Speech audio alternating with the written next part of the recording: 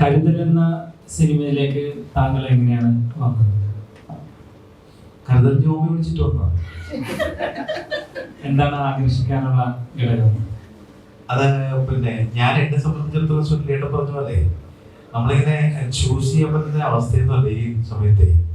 അപ്പോ ഞാൻ ഇന്ന പാട്ട് പാടുള്ളൂ അല്ലെങ്കിൽ ഇന്ന പാട്ടുകൾ പാടുള്ളൂ, ഇന്ന സംവിധായകന്റെ പാട്ടുകൾ പാടുള്ളൂ പറയാൻ ഒരിക്കലും പറ്റില്ല. കാരണം പാട്ടുകാരുടെ ലഹളയുണ്ട്. അപ്പൊ അതുകൊണ്ട് കിട്ടുന്ന അവസരങ്ങൾ മുതലാക്കുക. ജോബി വിളിച്ചു എന്ന് പറഞ്ഞ സിനിമയുണ്ട്, ഒരു പാട്ട് ചേട്ടൻ പാടിത്തരണം.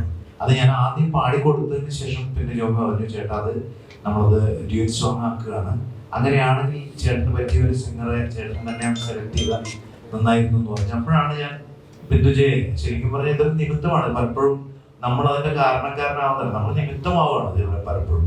അപ്പൊ അങ്ങനെ ബിന്ദുജയുടെ ശബ്ദം നല്ലതാണെന്ന് എനിക്ക് തോന്നിയോണ്ട് ബിന്ദുജ ഇങ്ങനെ സജസ്റ്റ് ചെയ്തു. അത് പക്ക നന്നായിരുന്നു. അപ്പൊ ഞാനിപ്പോ ശരിക്കും പറഞ്ഞാൽ ഇപ്പൊ ബിന്ദുജ പറഞ്ഞപ്പോഴും ഞാൻ ആലോചിച്ചു, ബിന്ദുജ പറഞ്ഞ എന്താണെന്ന് വെച്ചാൽ ഞാനിങ്ങനെ കാത്തുകാത്തിരിക്കുകയായിരുന്നു, അപ്പോഴാണ് ചേട്ടൻ എന്നെ വിളിച്ചതെന്ന് പറഞ്ഞത്. അതൊന്നും അത്ര വലിയ കാര്യമായിട്ട് ഞാൻ കരുതുന്നില്ല. കാരണം ഞാൻ സിനിമയ്ക്ക് വേണ്ടിയിട്ട് ഒരു സിനിമയിൽ പാടാൻ വേണ്ടിയിട്ട് ഞാനിങ്ങനെ കുറെ കാത്തുകാത്തിരുന്നിട്ടുണ്ട്. അപ്പൊ കാത്തുകാത്തിരുന്ന അവസരങ്ങൾ അപ്പോൾ എപ്പോഴെങ്കിലും ഒക്കെ നമ്മുടെ വഴിയിലേക്ക് നമ്മൾ ആഗ്രഹം ശക്തമാണെങ്കിൽ തീർച്ചയായിട്ടും അല്ല പൗലോ എന്ന് പറഞ്ഞാല് അപ്പൊ അങ്ങനെ ആഗ്രഹം ശക്തമാണെങ്കിൽ തീർച്ചയായിട്ടും നമ്മൾ ഇവിടെ വന്നിരിക്കും എന്നുള്ള സത്യമാണ്. അപ്പൊ അങ്ങനെ ഞാൻ ആദ്യമായിട്ട് സിനിമയിൽ പാടുന്നതിന്റെ ആദ്യത്തെ നമ്മള് ജസ്റ്റിൻ എന്റെ 10ാമത്തെ സിനിമയിൽ പാട്ടാണ്. ആദ്യമായിട്ട് പാടുന്ന 2 വരിയാണ്. പുണ്യവാനി സഹാക്കിനുണ്ടായി 2 മക്കൾ, തൊപ്പൻ മക്കൾ എന്ന സിനിമയിൽ 2 വരി പാടിയപ്പോ ആദ്യം എനിക്ക് സങ്കടമാണ് ഉണ്ടായത്. കാരണം എനിക്ക് 2 വരിയിലേ കിട്ടിയുള്ളൂ എന്ന് പറഞ്ഞിട്ട്. പക്ഷെ ആ 2 വരി മതിയായിരുന്നു, തുടക്കത്തിൽ അത് മതിയായിരുന്നു. അപ്പൊ ആ തുടക്കം ഉണ്ടായതുകൊണ്ട് പിന്നെ ഒരു തുടർച്ചയുണ്ടായി, അങ്ങനെ കുറെ കാര്യങ്ങളുണ്ടായി. ഈ പറഞ്ഞ പോലെ നേരത്തെ പറഞ്ഞത് 134ാമത്തെ സിനിമയായിട്ടാണ് ജോബിയുടെ സിനിമ ഞാൻ പാടിയത്. ഇതെല്ലാം എന്താ പറഞ്ഞത് നമ്മൾ വിചാരിക്കുന്നതല്ല, അത് നടന്നു പോകും. Thank you. സംവിധായകൻ ജോബി ചേട്ടനാണ് അദ്ദേഹത്തെ സെലക്ട് ചെയ്യാനുള്ള താങ്കളെ സെലക്ട് ചെയ്തത് പ്രദീപ് ചേട്ടനെ. എന്താണ്, ഒരുപാട് ഗായകരുണ്ടല്ലോ, ഇദ്ദേഹം തന്നെ വേണമെന്ന് താങ്കൾ? ചില നമുക്ക് ഈ പ്രദീപ് വെള്ളൂർത്തി എന്ന് പറഞ്ഞ ഒരാളെ നമ്മൾ അറിയണമെങ്കിൽ ഒറ്റപ്പാട്ട് എൻ്റെ മനസ്സിലേക്ക് വരുന്നത് വ്യത്യസ്തനാം ബാർബറ എന്നുള്ള പാട്ട്. അപ്പം നമ്മൾ ഓരോ പാട്ടുകൾക്കും പറ്റുന്ന ഒരു വോയിസ് ഉണ്ടല്ലോ.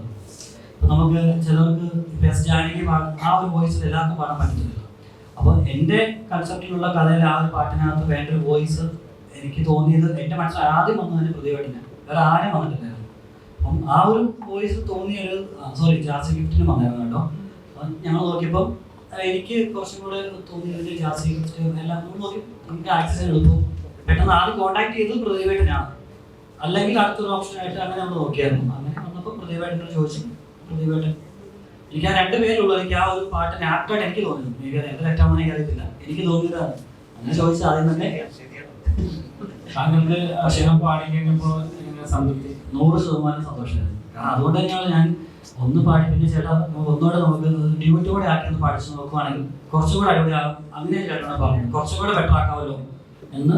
അല്ലെങ്കിൽ നമ്മൾ പിന്നെ പഠിക്കത്തില്ലല്ലോ, നമ്മൾ വേറെ എന്തെങ്കിലും കാരണം ഒഴിവാക്കത്തില്ലല്ലോ. പക്ഷെ ആ പാട്ട് കേൾക്കുന്നവർക്ക് നമ്മുടെ ഡ്രീംസ് ഓൺ സ്ക്രീൻ എന്ന് പറഞ്ഞ യൂട്യൂബ് ചാനൽ കിടക്കുന്നുണ്ട്. നല്ലൊരു പാട്ടായിട്ട് എനിക്ക് ഭയങ്കര ഇഷ്ടപ്പെട്ടു. 100% ഞാൻ സാറ്റിസ്ഫൈഡ് ആണ്.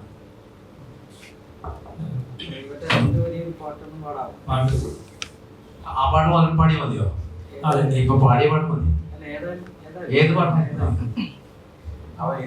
ഋതുജയ്ക്ക് സന്തോഷം ആ പാട്ട് പാടുന്നത്, ഋതുജയെ കൂടി സന്തോഷിപ്പിക്കുന്ന ഒരു പാട്ടായിരുന്നു.